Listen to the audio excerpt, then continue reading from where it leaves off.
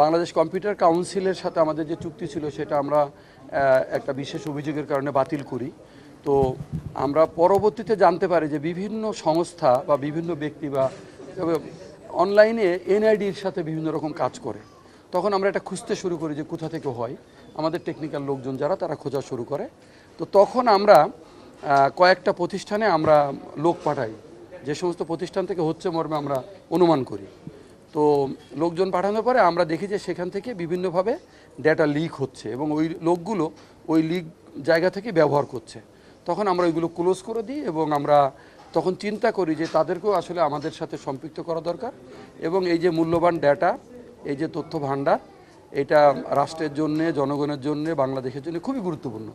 এই ডাটা যাতে ফাঁস হতে না পারে বা কোনোভাবে লিক হতে না পারে সেই জন্যে আমরা তাদেরকে ডাকি এবং তাদের মতামত গ্রহণ করি এবং কিভাবে এই ডেটাগুলো আরও বেশি প্রোটেক্টেড করা যায়, আরও বেশি সতর্ক থাকা যায় সেই চিন্তাটা আমরা করি। তো হ্যাঁ, আমরা বলি, আমরা যে ডিসিশনগুলো নিয়েছিলাম সেটা আমরা ওনাদেরকে জানিয়েছি আমাদের প্রাথমিকভাবে। সেটা হচ্ছে যে আমরা এখন ওনাদেরকে দুইভাবে সেবা দিয়ে থাকি। এটা হচ্ছে এপিএ সিস্টেমে, যেটা ডাইরেক্ট ওনারা আমাদের সাথে অনলাইনে যুক্ত থেকে কাজ করতে পারেন। আরেকটা হচ্ছে পোর্টাল সিস্টেমে, অর্থাৎ ওই যে আপনার এনআইডি নাম্বার এবং ব্যক্তির জন্ম তারিখ দিলে পোর্টালে ওই তথ্যগুলো ভেসে আসে। তো এইভাবে তারা নিচ্ছিল, কিন্তু আমাদের একটা সিদ্ধান্ত এরকম হয়েছে যে আমরা যেহেতু এনআইডি ওনারা যাচাই করে, তাহলে আমরা ওনাদেরকে এনআইডি যাচাই করাবো। কিন্তু এতদিন আমরা যেটা করেছি 14 সাল থেকে, সেটা হচ্ছে যে ওনারা যখন এই দুইটা ইনপুট দিলে এই তথ্যগুলো ওনাদের কাছে চলে যেত, তখন ওনারা যাচাই করত।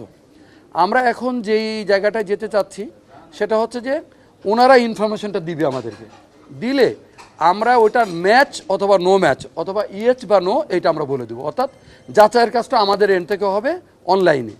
এবং যদি ধরেন একটা লোক 5টা ডেটা আমার কাছে চাচ্ছে, তার জন্ম তারিখ, তার বাবার নাম, তার মায়ের নাম এবং তার ব্যক্তিগত নাম অথবা অন্য আরেকটা ডেটা, তখন এই 5টা ডেটা উনি যখন আমাদের কাছে পাঠাবে, অর্থাৎ সিস্টেমে পাঠাবে, সিস্টেম থেকে ধরেন এর মধ্যে 4টা সঠিক আছে, একটা হয়তো ভুল আছে, সিস্টেম বলে দেবে যে তোমার এই 4টা ঠিক আছে, এটা ভুল আছে। তো তখন সে হয়তো চিন্তা করবে যে কোথায় ভুল। আর আরেকটা প্ল্যান এরকম হচ্ছে যে তারা ওই লোকটাকেও দেখতে পাবে। এখন তো এমন হতে পারে যে আমাদের লোকজন চিন্তা করেছে, যারা টেকনিক্যাল লোক, এবং আপনারা হয়তো জানেন, অনেকে তার নিজের ছবিটা এডিট করে ফেলে অন্যের এনআইডিতে নিজের ছবি লাগাই ফেলতে পারে, ফেলে কিন্তু একটা ব্যাংকে বা একটা প্রতিষ্ঠানে যেয়ে আপনার সহযোগিতা চাইতে পারে। তো আপনি তো লোকটাকে আইডেন্টিফাই করতে পারলেন না। তো ওনাদের একটা সাজেশন ছিল যে আমরা যদি এরকম একটা সিস্টেম করি যে ওনারা ওই ফেসটা দেখতে পারবে তাহলে ভালো হয়। তো আমাদের এন্ড থেকে লোকজন মনে করেছে এটা দেওয়া সম্ভব। কেউ আমাদের কাছ থেকে আঙুলের ছাপের ইয়েটা নিতে চাই, তো আমাদের লোকজন বলছে এটাও দেওয়া সম্ভব, কিন্তু আমাদের সেজন্য কিছু কাজ করতে হবে। কিন্তু ওনাদের মানে একজন ব্যক্তিকে আইডেন্টিফাই করতে অথবা এনআইডি যাচাই সেবাটা নিতে কোনো অসুবিধা হবে না। এটা হচ্ছে বেসিক জিনিস। হ্যাঁ, বলছি। এখন যেহেতু আমরা লিকের কিছু প্রমাণ আমরা পেয়েছিলাম সেই জন্যে, এবং আমরা এগুলো এখন বন্ধ করেছি, আমরা এখনও খুঁজছি আর পাচ্ছি না। তো আমরা চিন্তা করলাম যে ওই সিস্টেমে কিন্তু আমরা চিঠি দিয়েছি, লোক পাঠিয়েছি, এবং আগে খুব বেশি মনিটরিং ছিল না। আমাদের দেশে তো এটা একটা বড় সমস্যা যে আমরা অনেক আইন কানুন নিয়ম কানুন করি, কিন্তু আমরা আসলে এগুলো ফলো আপ করি না, অথবা আমরাকে যেটা বলে মানে শাসনটা করি না, বা আমরা ভালোভাবে দেখি না। এখন আমাদের যেটা সিদ্ধান্ত হয়েছে যে আমরা টিম করে দিব, এবং সেখানে আপনার আইনশৃঙ্খলা রক্ষাকারী বাহিনী বা নিরাপত্তার সাথে জড়িত ব্যক্তিরা সংশ্লিষ্ট থাকবেন ওই টিমে, এবং ওনারা যে কোনো সময় যে কোনো প্রতিষ্ঠানে যেয়ে ওনাদের সিস্টেমটা চেক করতে পারবেন, যাতে ওই সিস্টেমে কোথাও কোনো ত্রুটি থাকলে তাদের বিরুদ্ধে আইনগত ব্যবস্থাটাও নেওয়া সহজ হয়।